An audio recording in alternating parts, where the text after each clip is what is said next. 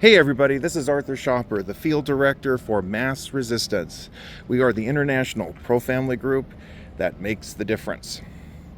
I came across an interesting post on X. It was sharing an article from the New York Times. I think it was the actual author, I don't remember his name. But the headline basically read, "I'm gay, not queer." And it was a specific indictment against the excessive perversity, promotionalism of pornographic behavior, images, actions at pride parades. It was an indictment against all of the disgusting, overblown perversity that has dominated LGBT, its movement, its mission, its manifestation in the public square.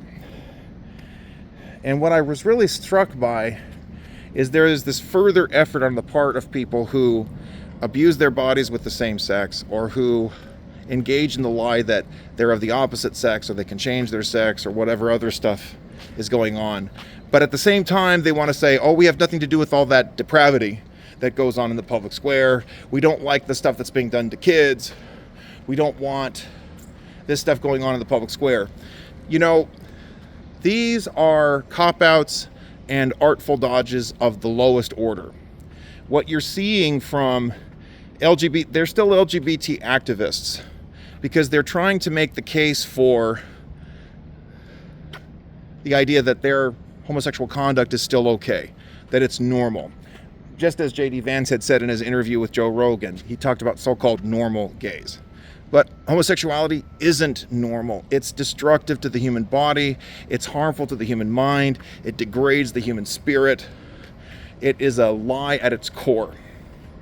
And what we see is a growing movement among homosexuals who call themselves independent or conservative leaning, or who say that they're rejecting all the excesses of the left.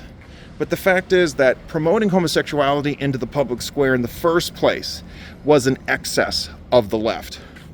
We are seeing the increasing aggressiveness, the increased overwhelm of the whole LGBT movement, which is just a manifestation of what happens with all left-wing movements. They keep getting more radical, they keep getting more aggressive, they keep getting more demanding, and they begin to eat up the very founders and initial adherents who promoted the movement. This happens all the time. You saw this with the French Revolution. Robespierre, Danton, Saint-Just, Camille Desmoulins. These were four of the key luminaries who instigated, inspired, and drove the French Revolution. And then all four of them were killed as a result of it. Well, Saint-Just was assassinated by Charlotte Corday. But the other three I listed, they ended up being executed by the Committee on Public Safety under the law of suspects. The revolutionaries turned on the very revolutionaries who had started the whole disaster. This happens every time. This is why you have to get back to the core of the issue, which is you have to reject the radicalism and the destruction of natural law and natural order. These attempts by so-called normal gays, normal transgenders, there's nothing normal about any of it. They created this mess by pushing this perversity into the public square in the first place. How we turn back all of this degradation and destruction in the public square is you have to reject LGBT entirely. It's not an identity.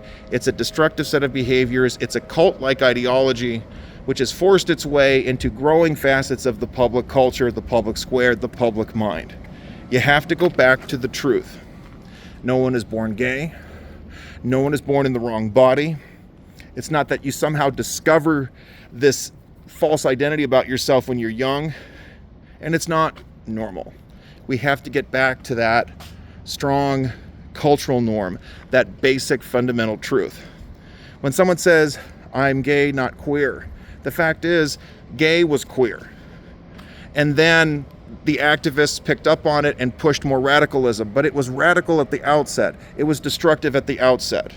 We have to get back to the truth.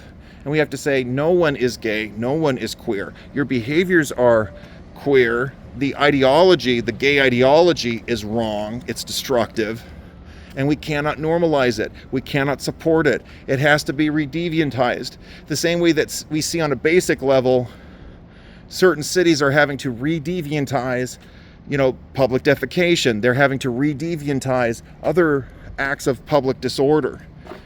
Because this idea of, well, people can do whatever they want just as long as they're not affecting me. Well, what happens? One homeless guy defecates on the street and nothing is done about it, more people will do it. If it's okay for one man to abuse his body, pretend to be a woman, or use another man as if he's a woman, and we say nothing, pretty soon that perversion becomes pervasive. Then it becomes political, and then it becomes oppressive. This happens every single time.